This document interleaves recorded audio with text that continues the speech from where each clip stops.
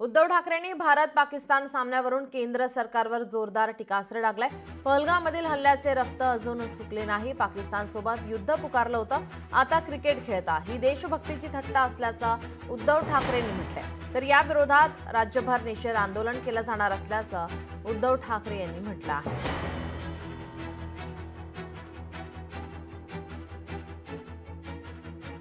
जो हल्ला पहलगाममध्ये आपल्या भारतीयांवरती झाला, त्याच्यामध्ये ज्या पर्यटकांची हत्या केली गेली, त्यांचं रक्त सुकलेलं नाही, घाव भरलेले नाहीत।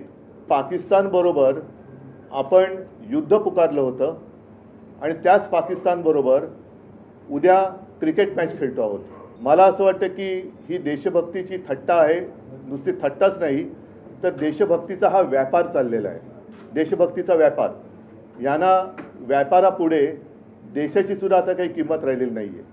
आतंकवादाच्या विरुद्ध आम्ही आहोत। आमच्या देशामध्ये पाकिस्तान हा दहशतवाद फैलावतो आहे, दहशतवादी घुसवतो आहे। उद्या शिवसेनेच्या वतीने आम्ही एक निषेध तर व्यक्त करतोच आहोत। हा निषेध राज्यभर होईल। मी तर म्हणेन संपूर्ण देशात जे जे देशभक्त आहेत त्यांनी हा निषेध केला पाहिजे। उद्या रविवार आहे, उद्या संध्याकाळी मॅच आहे।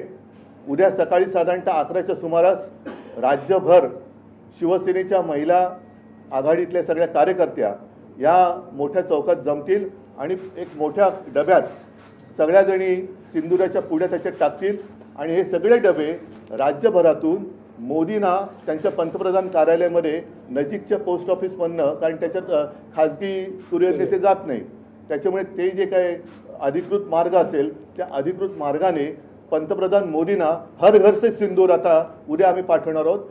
अगदी हरभजन सिंग पण आता म्हणाले की हे होता कामा नये। मध्ये सौरभ गांगुली पण बोलले होते आणि शेवटी काय होतं की त्यांनी जरा काही करायचं म्हटल्यानंतर आज सुद्धा ते सगळं क्रिकेटच्या नाड्या जयशाहच्या हातात आहेत। तो त्यांना पूर्णपणे म्हणजे देश हारला काय जिंकला काय, पण माझ्या विरुद्ध बोलला असता घरी जा। ही खरी जयशाह आणि अमित शाह आणि मोदींची परीक्षा आहे की तुमच्या लेखी व्यापार महत्त्वाचा आहे। उद्या क्रिकेटच्या सामन्यातून जो काही रेव्हेन्यू मिळणार आहे, म्हणजे आपल्याकडनं सुद्धा कुठला तो फायनलचा सामना होता तो मुंबईचा त्यांनी अहमदाबादला नेला होता पैशासाठी, तर त्यातून मिळणारे पैसे तुम्हाला देशापेक्षाही प्यारे आहेत का? ह्या प्रश्नाचं उत्तर त्यांनी द्यायला पाहिजे। 2019ला त्यांनी एकाशी लग्न केलं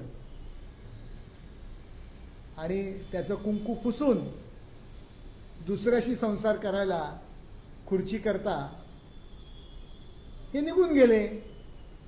त्यामुळे आंतरराष्ट्रीय राजकारण जे आहे ना ते उभाटाच्या कुवतीच्या बाहेरचा विषय आहे।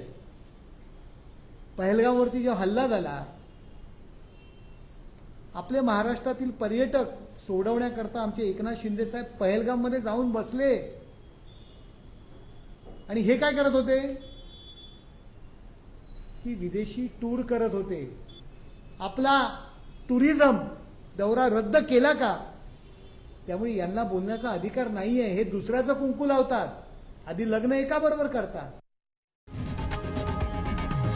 लोकशाही मराठी ऐका, पहा, जागरूक रहा।